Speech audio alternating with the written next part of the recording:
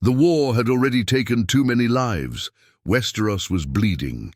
Kings were rising and falling like waves crashing on the shore. Robb Stark had won battles, but not the war. His men were tired, and the north was far from home. The banners of the direwolf had flown high, but winter was coming, hard and cold, and he couldn't fight forever. Far to the south, King's Landing was in chaos. Joffrey Baratheon, still sitting on the Iron Throne, ruled with cruelty. He was feared, not loved. His mother, Queen Cersei, controlled most of his decisions, but there was one problem even she couldn't fix. Stannis Baratheon. Stannis, cold as stone and full of fire, had declared himself the true king. With the Red Woman at his side, he gathered strength. Ships, gold and soldiers from Dragonstone. People whispered of dark magic, of burning gods and shadow assassins. Robb's advisors kept telling him, "Stannis is not your problem. He will deal with the Lannisters. We will deal with whoever survives." But Robb wasn't sure. What if Stannis won? Would he bring peace or just another war? One night, Robb stood in his tent alone. The map of Westeros lay on the table. Pins marked battles, movements, and strongholds.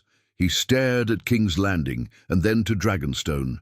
His hand slowly moved, pulling the pins together. His bannermen wouldn't like this idea. Neither would his mother, Lady Catelyn. But he had seen enough death. The North had lost too much. He had to think smart, not proud. The next morning he called for his closest men, Lord Bolton, Lord Karstark, and the Blackfish. When he told them what he was thinking, silence filled the tent. "You want to make a deal with the Lannisters?" Karstark spat on the ground. "After what they did to Ned Stark?" Robb nodded slowly. "Yes, if it helps us destroy Stannis. Then we turn back and finish what we started." Lord Bolton, quiet as always, finally spoke. "An alliance is a dangerous game, my lord, but sometimes the enemy of my enemy is useful."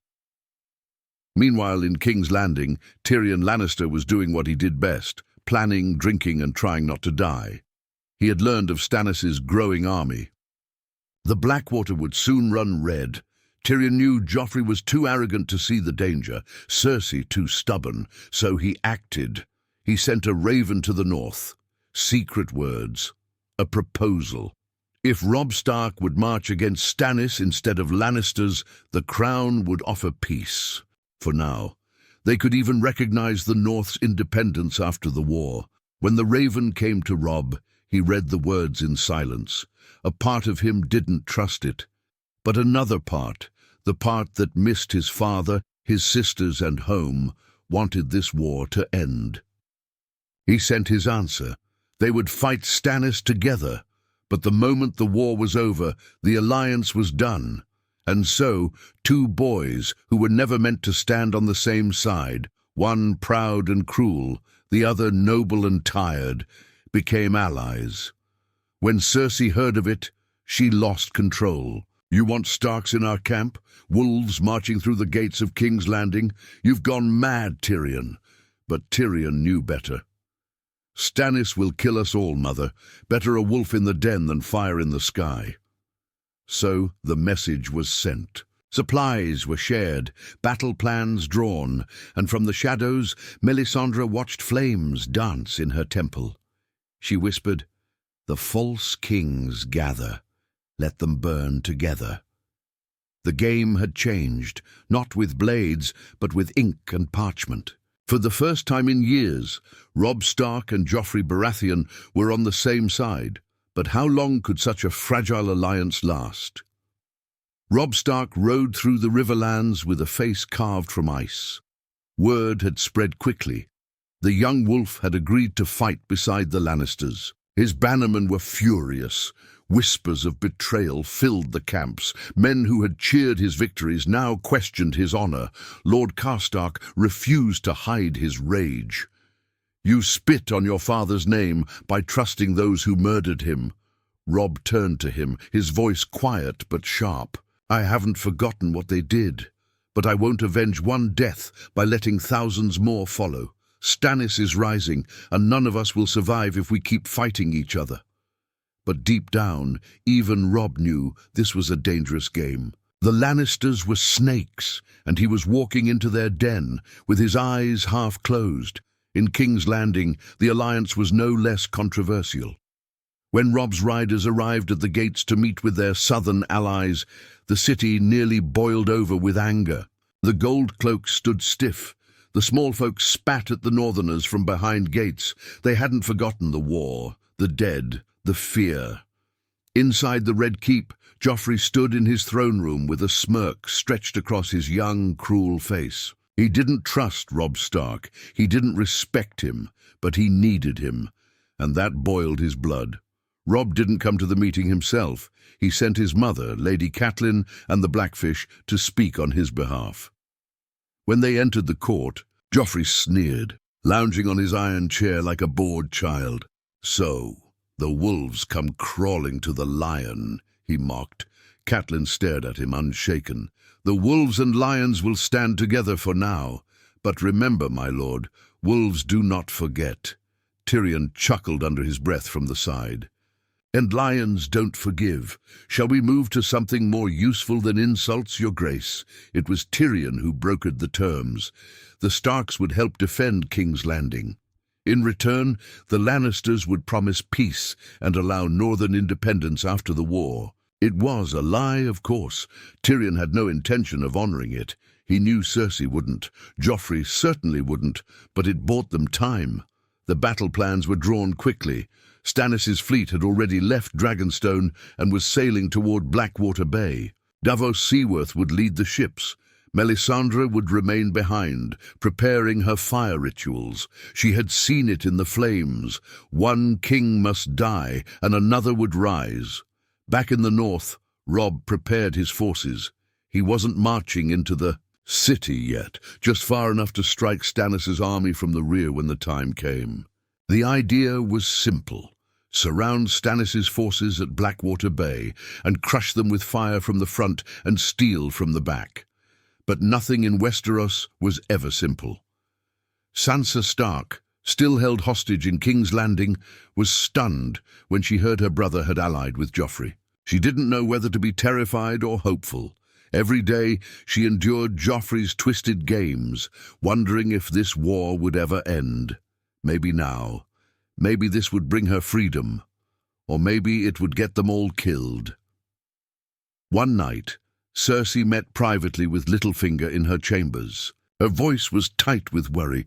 "He's trusting the boy," she hissed. "Robb Stark. After what we did to his father, I should have them all hanged." Littlefinger smiled softly.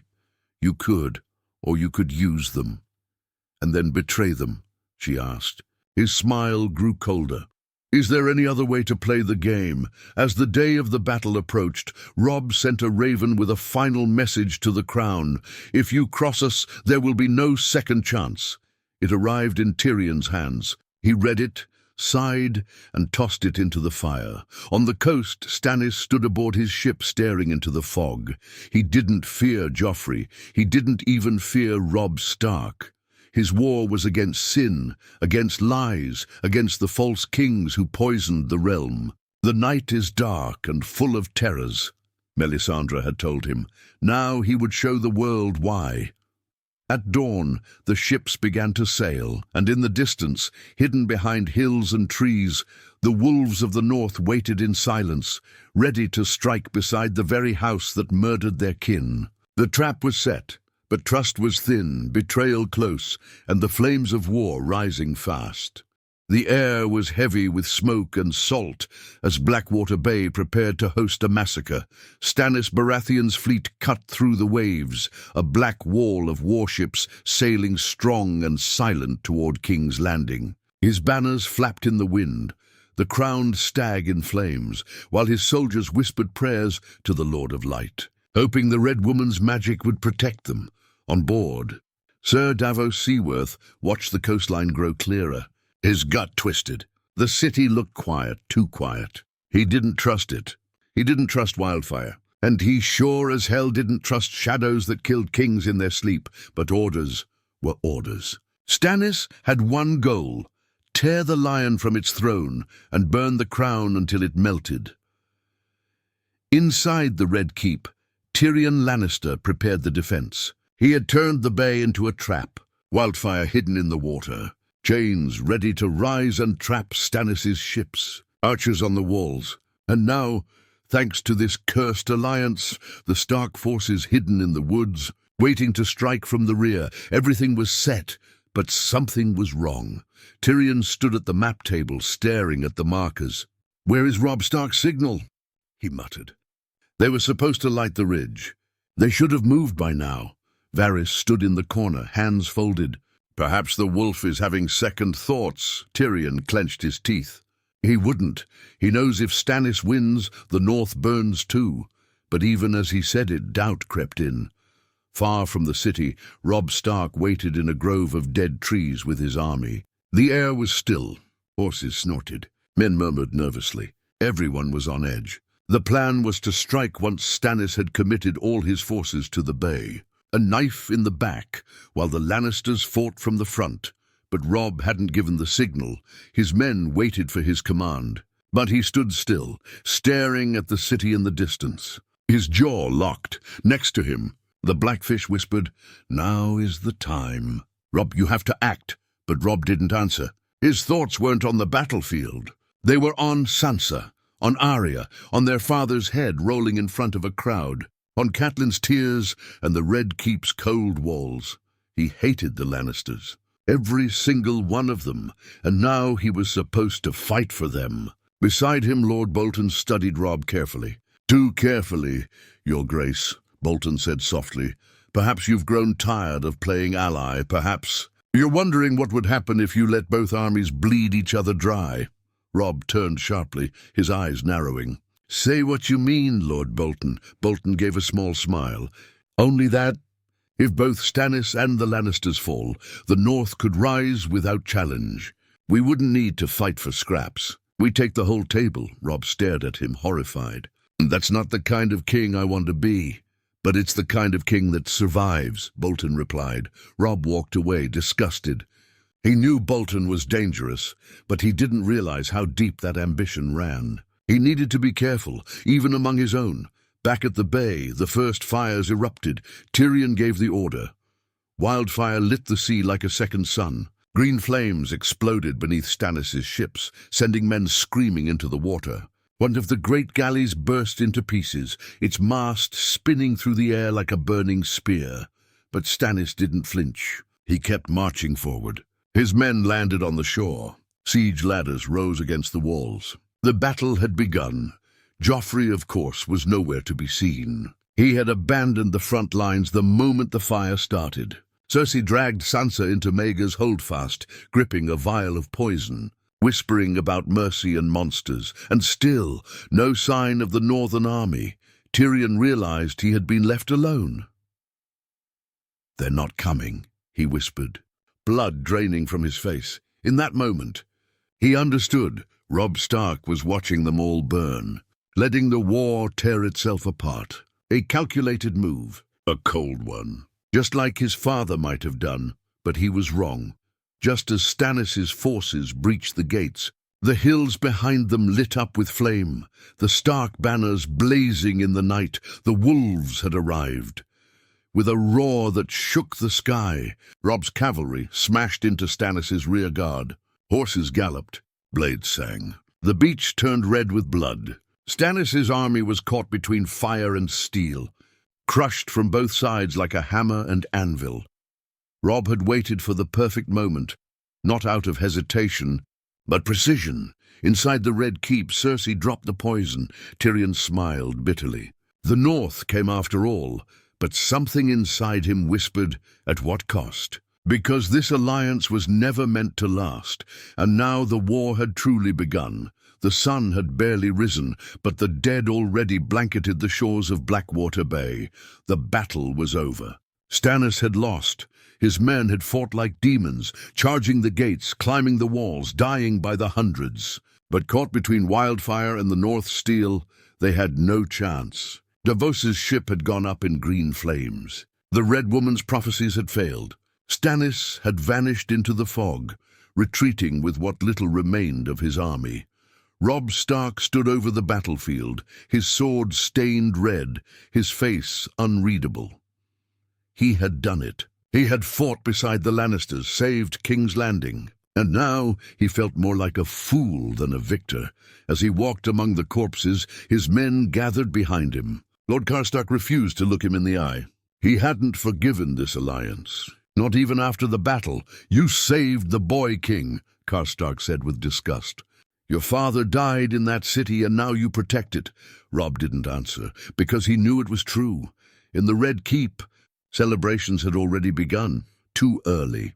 Too loud.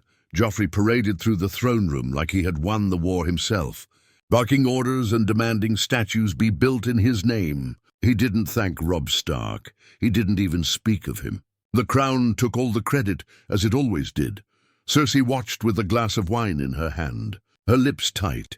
Tyrion sat to the side, bruised and limping from the battle, watching the court lie to itself. "The North saved us," he muttered. "And now we pretend they didn't," Varys leaned in quietly. "It's worse than that, my lord.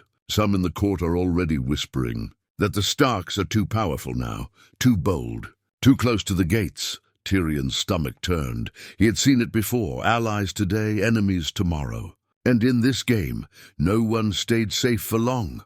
That night Robb met Catelyn and the Blackfish in a small tent outside the city walls. He refused to stay in the Red Keep. He would not sleep under the same roof as Joffrey. His face was cold, distant, changed. Catelyn watched her son closely, heart aching. "You did what was right," she said. "You saved your men. You fought with honor." Robb shook his head. "Honor died with father. What I did today, it was strategy.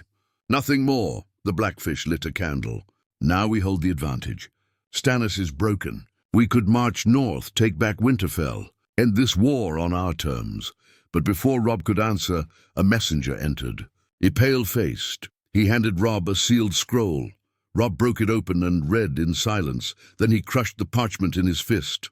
"What is it?" Catelyn asked, standing. "Joffrey," Robb said, voice tight. "He's declared the North a rebellious region again. Said our army is no longer welcome near King's Landing. He's offering gold as a reward for the traitors of Winterfell." The room went still. "They used us," the Blackfish growled. "Used our steel to survive and now spit in our faces." Robb turned to his mother. "He never meant to honor the deal." "They never do." Inside the Red Keep, the small council met behind closed doors. Cersei was furious. "You should have never trusted that wolf. We need them gone, now, before they realize they can take this city if they want to." Tyrion tried to reason. "They just saved us, and they can destroy us," she snapped. "We offer them a feast, then poison the wine. Let them return to the North in coffins." Even Littlefinger raised an eyebrow at that. "A bold move, Your Grace, one that would guarantee another war." Cersei stared at him. "Then let it come. We survived this one, but not everyone in King's Landing agreed." Behind closed doors, quiet voices began to rise. Some nobles had seen Robb fight, seen the loyalty of his men, the discipline, the honor, and some whispered, "Perhaps the wrong king wears the crown." 2 days later, Robb prepared to leave. He wasn't staying to be insulted. Not when his men had bled for this city, but as he packed. A raven arrived from the Dreadfort. It was from Roose Bolton. Robb read it once, twice, and then dropped it on the table. Her face pale, Catelyn picked it up and read the words aloud. "Winterfell has fallen, taken by Theon Greyjoy. Bran and Rickon, presumed dead." The tent went silent. Robb sat slowly, his hands shaking for the first time in months. "They took my home," he whispered. "They took my brothers." And suddenly King's Landing didn't matter anymore. But outside his tent, in the quiet shadows of the camp, Roose Bolton stood with a quiet smile, knowing this was the beginning of something darker, because while Robb had fought a war for peace, others had been planning a war for power, and the North was bleeding again. Rain hammered the canvas of Robb's tent that night like the gods themselves were mourning. The victory at Blackwater should have meant peace, but the news from the North had torn him apart. Winterfell, the heart of his home, gone. His little brothers lost. The fire in his chest burned hotter than any wildfire King's Landing could make. Catelyn sat across from him, her hands folded tightly. "We can still take it back," she whispered. "We'll ride north. The Ironborn won't hold it long," but Robb's voice came out low and cold. "They won't be the only ones to pay. I swore an oath to fight beside the Lannisters until Stannis was beaten. He's beaten. That alliance is over." Outside, thunder rolled. Inside, the wolf stirred. The next morning, Robb ordered the banners struck. The northern host would march home. No more aid for King's Landing. No more false smiles for southern snakes. When the Lannister scouts saw the northern columns riding out, gold lions gleaming on their armor, they rushed to the Red Keep to deliver the news. Cersei laughed bitterly when she heard. "Good, let them freeze in their snows." But Tyrion frowned. "You should have treated him as an ally, not an enemy. Now you'll have a wolf loose in the woods again." Joffrey didn't care. "Let him run. When I'm finished with the North, I'll mount his head beside father's." Tyrion turned away before his temper broke. He knew Robb Stark wasn't someone you hunted lightly. He had the loyalty of every soldier he'd ever fought beside. And now that loyalty burned with vengeance, Robb's army moved fast through the riverlands. Villagers came out to greet him, some cheering, some frightened. They'd heard of the alliance with the Lannisters and didn't know whether to trust him anymore. Even some of his own lords began to whisper. Lord Karstark muttered openly he lost the North while saving the throne that killed his father. Lord Bolton said little, but his silence felt like a knife waiting for a back to turn. Catelyn tried to hold them together. "You must show them you're still the king in the North," she said. "Speak to them, lead them. Don't let doubt spread." So Robb called his commanders to a council. The candlelight flickered over tired, angry faces. "We ride for the North," he told them. "We take back Winterfell, every stone. Theon Greyjoy dies screaming." Murmurs rippled through the tent, approval mixed with fear. Bolton finally spoke, his voice calm. "My men are nearest to the Dreadfort. We could strike from there, surround the Ironborn." Robb nodded. "Do it, send word ahead. I want the Kraken torn apart." But deep inside, he didn't trust Bolton. He couldn't say why. Maybe it was the man's eyes, cold and clever, always calculating. But Robb was running out of friends, and a king without allies was already half dead. Far to the south, Tyrion was losing ground as well. The small council had turned on him. Cersei whispered to Joffrey that Tyrion plotted treason with the Starks. Littlefinger fueled the rumors, and before long, Joffrey ordered Tyrion's quarters searched. When they found nothing, it didn't matter. The damage was done. Varys found Tyrion packing his things that night. "You're leaving," the spider said quietly. Tyrion poured a cup of wine. "King's Landing is no place for men who tell the truth." He looked toward the north through the open window, rain pouring down the city walls. "If I were cleverer, I'd have gone with the wolf when I had the chance."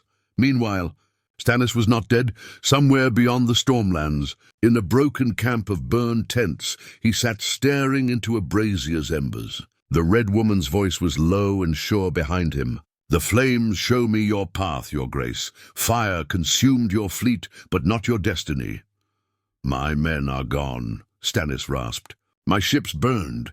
"Not all," she said, "and the Lord of Light demands sacrifice. One more king must die before you rise again." Stannis turned his face toward the fire. "Then the boy king will burn." As the northern host reached the twins, the Freys came crawling back, smiling like snakes in sunlight. Walder Frey greeted Robb with false cheer. "You're still welcome under my roof, your grace," he said. "Long as you remember the promise you broke." Robb bowed his head slightly. "I remember. I'll make it right after Winterfell is taken." Frey's eyes gleamed. "I'll hold you to that." Behind him, Bolton watched quietly, saying nothing. His mind was elsewhere, already counting how many ways this war could still turn to his favor. That night, as Robb looked north toward the dark line of trees, snow began to fall, thin and slow, the first flakes of the coming winter. The sound of his men singing around the fires faded into the wind. He thought of Bran, of Rickon, of everything he had lost and everything he was about to lose again. "I'll bring you home," he whispered into the snow. "All of you." But in the shadows, unseen, a raven took flight carrying another message, a different kind of promise. From Rose Bolton to Tywin Lannister, the wolf is marching into the trap. The North will soon kneel again. The cold crept in slowly as Robb's army camped just outside the Twins. Snowflakes floated through the night air like silent warnings. Inside his tent, Robb stared at the map of the North, fingers clenched. The paper trembled slightly, not from wind, but from rage. He couldn't sleep, couldn't eat. Every time he closed his eyes, he saw Winterfell in flames. He saw Theon Greyjoy smiling as he took the castle. And somewhere deep in the shadows of his mind, he feared something worse, that Bran and Rickon weren't just missing. They were gone. Catelyn entered the tent quietly. Her face was pale, her hands tucked under her cloak. "I spoke with Lord Frey," she said. "He's agreed to grant us passage. But he's asking for more this time. He wants compensation." Robb didn't look up. "He wants my crown too?" "No," she replied. "But he wants you to renew your vow. Marry one of his daughters, like you promised." Robb's jaw clenched. "I'm already married." "That girl from Volantis," Catelyn said bitterly. "And what did that give you?" "Her family has no army, no allies, nothing. She gave me comfort when no one else did." Robb snapped, then softened. "She gave me kindness when the world turned cruel." Catelyn stepped closer. "And Frey will give you safe passage home. Or he'll trap us between rivers and slit our throats while we sleep." Robb turned away. "Tell him I'll meet with him." One last time. Elsewhere, deep within the Red Keep, Tywin Lannister sat in silence, reading the message from Rose Bolton. His eyes moved slowly, taking in each word like a man tasting poison with curiosity. "The wolf is marching into the trap. The North will soon kneel again." He passed the letter to Cersei, who read it twice and smiled. "Bolton's ready then," she said. Tywin nodded. "The Freys will do the dirty work. Bolton will clean up the rest. And the Starks will be wiped from the board, just like the Targaryens." Tyrion, standing nearby, stiffened. "You made a deal with Rose Bolton?" "With Walder Frey? You're turning on Robb Stark now?" Tywin looked at him calmly. "Robb Stark served his purpose. He broke Stannis. Now he grows dangerous. The North united is more threat than ally." Tyrion shook his head. "He trusted us." "That was his mistake," Tywin said coldly. "And it will be his last." Back at the Twins, the halls were filled with music and false joy. Lord Walder Frey had never smiled so much in his life. His wrinkled lips stretched into something that resembled happiness, but it didn't reach his eyes. He hosted a grand feast in Robb's honor. Food and wine flowed freely. Daughters danced, sons laughed. Robb tried to play the part. He raised his cup. He danced briefly with one of Frey's daughters. He offered polite words and shallow smiles, but his heart wasn't in it. Somewhere in his gut, something itched, an unease he couldn't explain. The blackfish refused to drink. Catelyn barely touched her food, even Grey Wind. Robb's direwolf growled low outside the hall, scratching at the door, as if sensing something no one else could. Inside, Rose Bolton sat quietly at a far table, eyes sharp, armor still on under his cloak. When Robb passed by, he only said 2 words: "The Lannisters send regards." And then the music stopped. For a moment there was silence, long, cold, suspicious. Then came the scream. The doors slammed shut and crossbow strings snapped. Bolts flew through the hall, piercing northern men where they sat. Robb turned, stunned, as one of his bannermen collapsed beside him with a bolt in the neck. The blackfish reached for his sword, but it was too late. Frey men rose from the shadows, blades already drawn. Catelyn screamed, diving to shield Robb. He grabbed his sword, cut one attacker down, but he was surrounded. Bolton moved like a ghost through the chaos. He came up behind Robb, slow and calm, and before anyone could reach him, he thrust a dagger into Robb's heart, twice, 3 times. Blood soaked his shirt. Robb stumbled. Catelyn's wail cut through the room. "No, no, not my son, please." But Walder Frey only smiled. "The king in the north," he mocked. "The boy who forgot his vows." Robb fell to his knees, gasping. In his final breath he whispered, "Tell them the north remembers." And then the young wolf fell. News of the slaughter at the Twins spread like wildfire across the realm, faster than any raven could fly. It wasn't just a betrayal, it was a massacre. A king murdered under guest right. His bannermen wiped out while eating bread and salt. His mother's throat cut while she screamed for her son's life. The North wept, but it did not forget. In Winterfell's burned ruins, a lone rider arrived under the shadow of the broken towers. Snow dusted his cloak as he dismounted. Maester Luwin was gone. The hall was empty, the banners torn down, but something still lived there, something watching. Out from the crypt came a shape, not ghost, not man. It was Arya Stark, dirt-stained, wild-eyed, older than her years but not in body, in soul. She had escaped the twins before the doors were sealed. She had watched her mother die, watched Robb fall, and when the screams rose, she had vanished into the snow. Now she had returned. She knelt in the ruins of the great hall and whispered, "I wasn't fast enough, but I'll be sharp enough next time." Behind her, a figure stepped forward. "The Hound, you said you had no family left," he grunted. Arya didn't answer. She only stared at the ashes.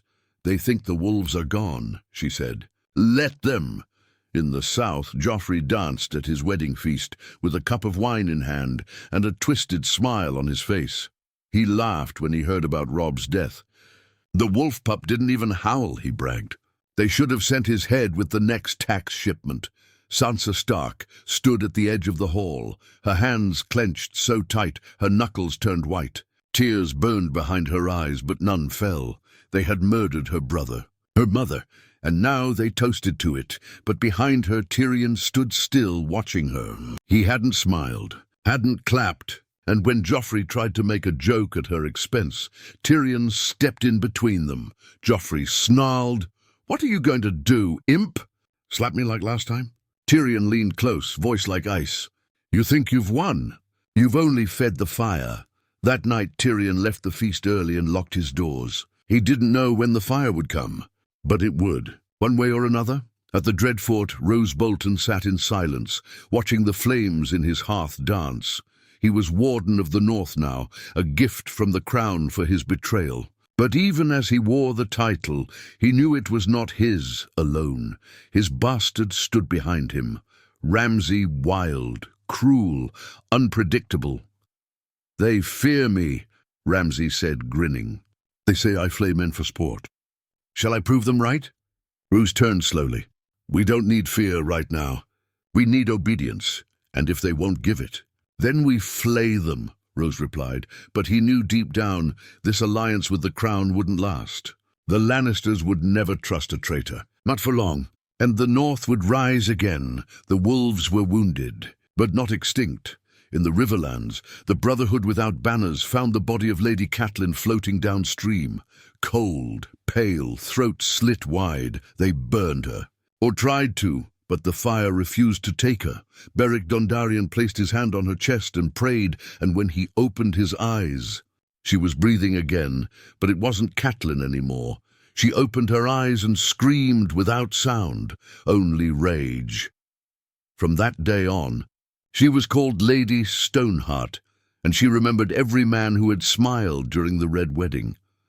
In the shadows of Braavos, a ship arrived on board, a man with no face, and a girl with no name. Arya Stark had crossed the sea, and her list was growing. Walder Frey, Cersei Lannister, Roose Bolton, the Mountain, the Red Woman, Tywin, even the Hound, one by one, and far away in the ruins of Castle Black, a raven sat watching a boy with dark hair and heavier eyes. Jon Snow had heard the news too.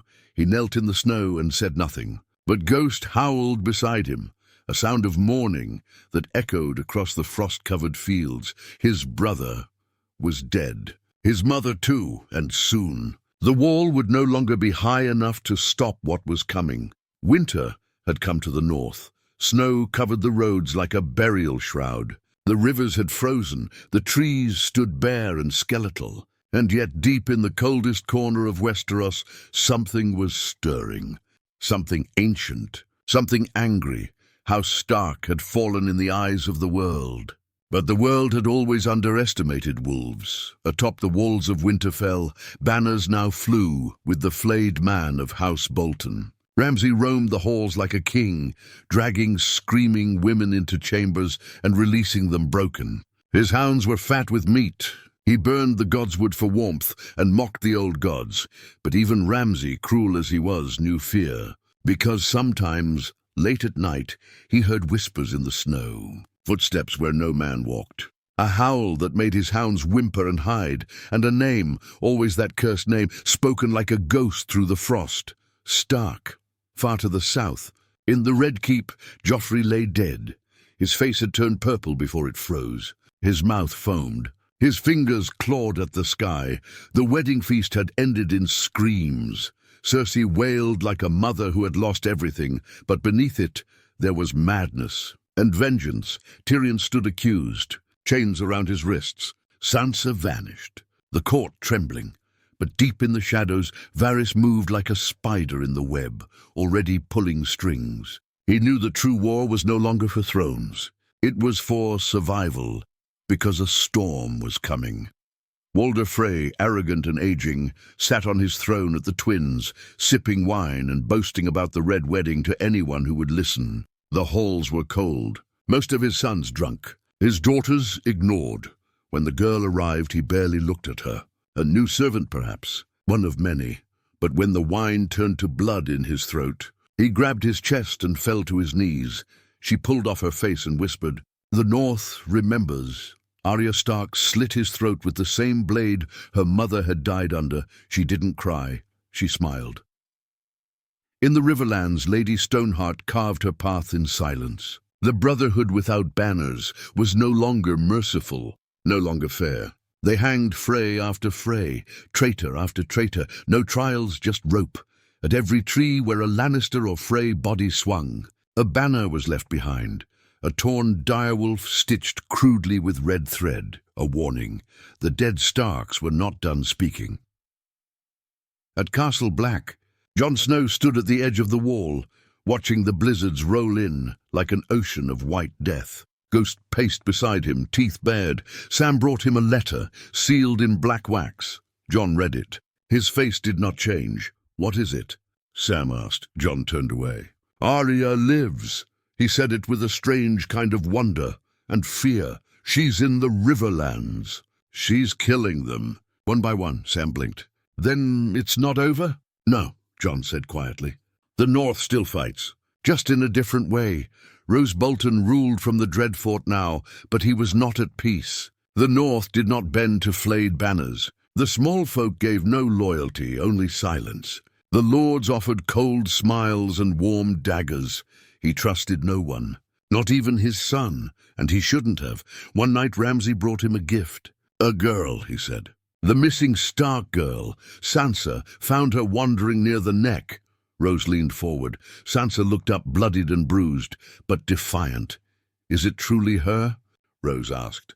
But the moment he turned his back, the girl lunged, not at him but at Ramsay, a blade hidden in her dress. Found Ramsay's throat, he gurgled, fell, twitched Ruse. Reached for his dagger, but a dozen. Northern guards already had their swords drawn. They weren't Bolton men anymore, they were wolves in lion's clothing, led by Sansa Winterfell. "Belongs to House Stark," she said calmly, "and the North remembers." In the dark days that followed, the snows thickened. The Lannisters turned on each other. The Freys vanished like vermin under boots. The Boltons were wiped out. Every flayed corpse hung from the towers of their own hall. The North retook Winterfell. It was no grand war, no banners, no trumpets, just quiet vengeance, one death at a time. And one morning, as the snows fell gentle over the battlements, Arya, Sansa, Jon and Bran stood at the top of Winterfell's walls, Ghost at their side. The wind howled like the voice of the past itself. They had lost Robb, lost Catelyn, Rickon, their father, but House Stark stood once more, not as kings, not as lords, but as survivors, because the wolves don't forget. And they never forgive, and winter always comes.